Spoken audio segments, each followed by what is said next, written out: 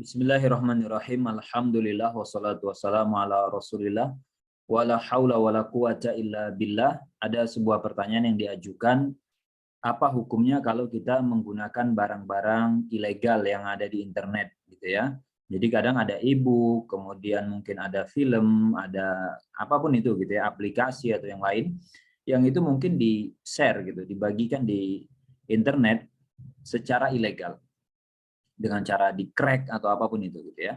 Nah, kemudian kalau memang itu tidak boleh, bagaimana cara bertobatnya? Apakah kemudian ini juga berlaku kalau misalkan di dalam konten-konten yang diproteksi tadi ada musik, ada misalkan sesuatu yang membuka aurat dan yang lain, apakah juga sama hukumnya? Baik, perlu kita pahami bahwa produk-produk ataupun mungkin karya-karya yang terdapat di internet ada yang memang di-share bebas. Artinya share bebas itu tidak ada larangan, siapapun boleh pakai, siapapun boleh download, boleh gunakan, selama tidak untuk tujuan atau kepentingan komersil.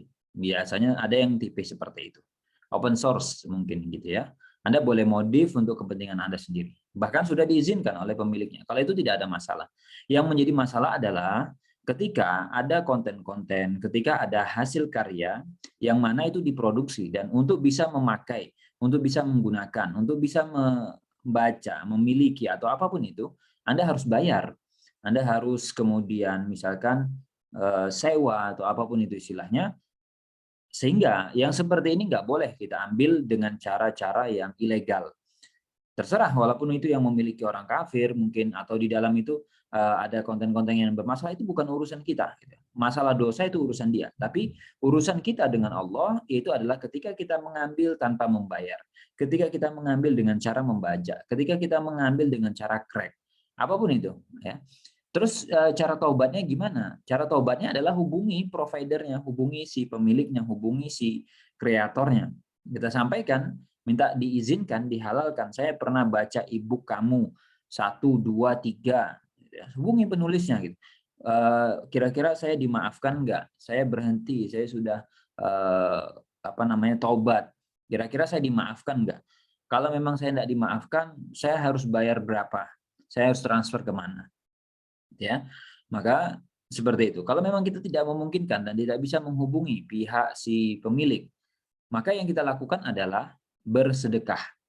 Jadi diperkirakan nilainya berapa? Biasanya kita tahu ya, misalkan sebuah barang itu resminya kalau kita beli secara resmi berapa? Misalkan 80.000 harga buku misalnya 100.000.